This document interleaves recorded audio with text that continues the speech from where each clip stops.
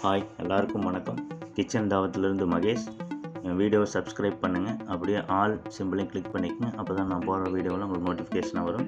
இன்றைக்கி நம்ம 1/2 கிலோ நாட்டுக்கோழி வச்சு சீரக சம்பாவில் பிரியாணி செய்ய போகிறோம். எப்படி செய்கிறதுன்னு பார்க்கலாம். வீடியோக்குள்ளே போகலாம் வாங்க. தேவையான பொருட்கள்: சின்ன வெங்காயம் 250 கிராம், தக்காளி 250 கிராம், மல்லி தழை, புதினா தழை 15 கிராம், ஒரு கைப்பிடி, 1/2 கிலோ நாட்டுக்கோழி, பட்டை 3, கிராம்பு 3, ஏலக்காய் 3, பிரியாணி மசாலா 1 டேபிள் ஸ்பூன், மிளகாத்தூள் 1 டேபிள் ஸ்பூன், பச்சை மிளகா 3 நம்பர், இஞ்சி பூண்டு 70 கிராம். அடுப்பை பற்ற வச்சு அடி கனமான பாத்திரத்தை எடுத்துக்கிறோம். நான் குக்கர் எடுத்துருக்கேன். எண்ணெய் ஊற்றி சூடு பண்ணி பட்டை, கிராம்பு, ஏலக்காய், வெங்காயம், சின்ன வெங்காயம் போட்டு நல்லா வதக்குங்க. இந்த பிரியாணியில் எப்போவுமே வெங்காயம் வதங்கிறதுல தாங்க டேஸ்ட் இருக்குது. கருகாமல் நல்லா கோல்டன் ப்ரௌன் கலரில் வதக்கிக்கிங்க. இப்போ அரிசியை 1/2 கிலோ சீரக சம்பா அரிசி எடுத்து கழுவி ஊற வச்சுக்கோங்க. வெங்காயம் எவ்வளோ வதங்குதோ அந்தளவுக்கு டேஸ்ட் வருங்க. பாருங்கள், இந்த அளவுக்கு நல்ல கோல்டன் ப்ரௌன் வதக்கிக்கோங்க. கருகாமல் இருக்கணும். பாருங்கள், ரெடி ஆயிடுச்சு. இப்போ பச்சை மிளகாய் ஆட் பண்ணிக்கிறோம். புதினா, மல்லி இலை அந்த எண்ணெயிலே போட்டு வதக்கும்போது இது நல்ல ஃப்ளேவர் கிடைக்கும்.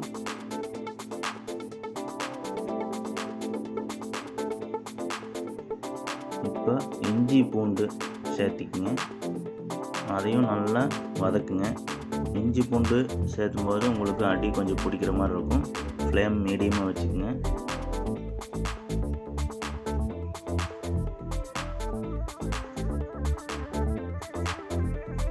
பாருங்கள், இந்த மாதிரி அடி பிடிக்காமல் நல்லா வதக்கிக்கோங்க.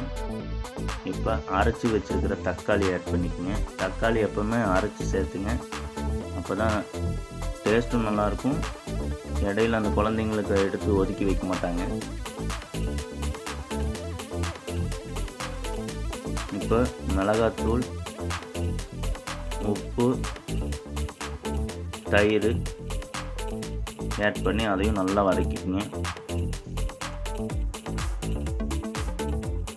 ஒவ்வொன்றா தனித்தனியாக போட்டு வதக்கும்போது தாங்க அந்த பிரியாணிக்கு உண்டான டேஸ்ட்டே கிடைக்கும். பாருங்கள், இந்த மாதிரி எண்ணெய் பிரிஞ்சு வர அளவுக்கு நல்லா வதக்குங்க.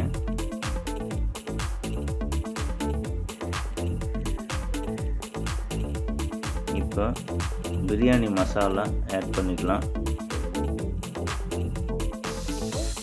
மேலே கார்டு கொடுக்குறேன், வீட்டிலே செஞ்சது எப்படின்னு நீங்கள் பார்த்து செஞ்சுக்கங்க.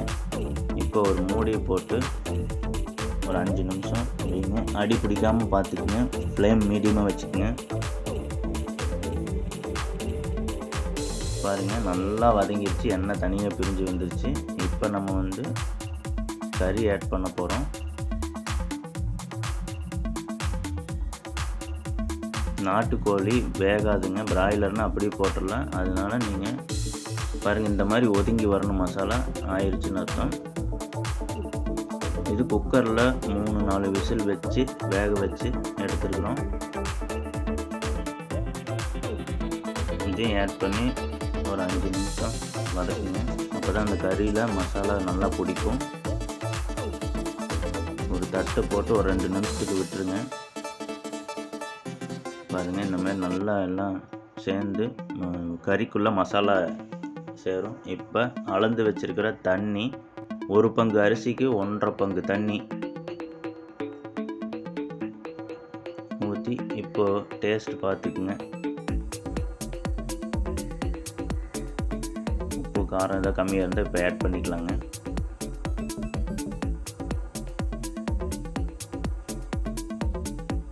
ஒரு மூடியை போட்டு கொதிக்கிற வரைக்கும் வெயிட் பண்ணுங்கள். பாருங்கள், கொதி வந்துருச்சு. இப்போ கழுவி ஊற வச்சுருக்கிற 1/2 கிலோ சீரக சம்பா அரிசி ஆட் பண்ணிக்கிறோம். அடுப்பு ஃபுல் ஃப்ளேம்லேயே வைங்க.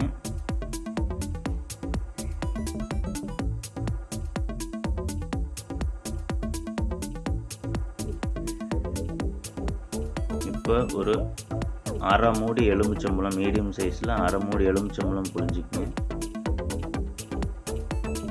மூடியை போட்டு கொதி வர வரைக்கும் வெயிட் பண்ணுங்கள். பாருங்கள் வெந்துருச்சு, முக்கால்வாசி வெந்துருச்சுங்க. இப்போ தம் போடுறதுக்கு தயாராகிடுச்சு. இப்போ அடுப்பை வந்து சிம் பண்ணிடுங்க. சிம் பண்ணிவிட்டு அடுப்பு மேலே இந்த மாதிரி ஒரு தகரமோ அல்லது தோசைக்கல் வச்சு அது மேலே குக்கர் எடுத்து வச்சுருங்க. மூடி போட்டு மூடி மேலே வெயிட் வச்சுருங்க. கரெக்டாக 15 நிமிஷம், அதுக்கு மேலே வைக்காதீங்க. 15 நிமிஷம் அடுப்பை ஆஃப் பண்ணி 10 நிமிஷம் வச்சுருங்க. இப்போ ஓப்பன் பண்ணி பார்க்கலாம், பாருங்கள் எப்படி இருக்குன்னு. வாவ், சூப்பரான பிரியாணி ரெடி. பாருங்கள், நான் சொன்ன மெஷர்மெண்ட்டில் சொன்ன டைமிங்கில் பண்ணுங்கள். இந்த மாதிரி அடி பிடிக்காமல் நல்லா வெந்து பொல பொலன்னு இருக்கும். பாருங்கள் எப்படி இருக்குன்னு. குழந்தைங்களுக்கும் பிடிக்கும், பெரியவங்களுக்கும் பிடிக்கும். அந்த மாதிரி நல்ல உதிரியாகவும் இருக்கும், நல்லா வெந்தும் இருக்கும். சூப்பரான நாட்டுக்கோழி பிரியாணி சீரக சம்பாவில் தயாராகிடுச்சுங்க. செஞ்சு டேஸ்ட் பண்ணி பாருங்கள். நல்லா இருந்தால் சப்ஸ்கிரைப் பண்ணுங்கள், லைக் பண்ணுங்கள், ஷேர் பண்ணுங்கள். இன்னொரு நல்ல வீடியோவில் சந்திப்போம். அதுவரை கிச்சன் தாவத்திலிருந்து மகேஷ்.